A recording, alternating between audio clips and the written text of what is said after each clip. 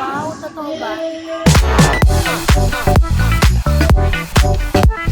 Kay Ate Aileen, kay Miss Ai Ai. Kasi hindi ko in-expect, mabait kasi yung sinabi niyang tao. So, nung sinabi niya yung tao, wow, totoo ba? Alam mo naman, hindi lang sa showbiz, lahat ng work, may mga secret lives sa mga tao. So, that's our experience, that's our truth, and we respect that. So, your honor, medyo ganun kami. Parang sabihin mo lahat, no holds barred. Napaka-unexpected. Walang kahit sino sa amin sa Bron na nakapredict na gano'n yung reception ng mga tao.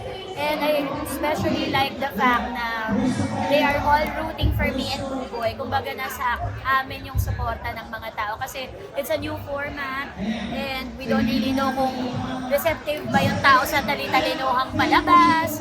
Pero we try as much as we can to balance comedy and yung sensibilities ng show, hindi niya malose. So, thank you so much. Ang dami ko pang kailangan matutunan. Hindi pa siya nagsisink in sa akin.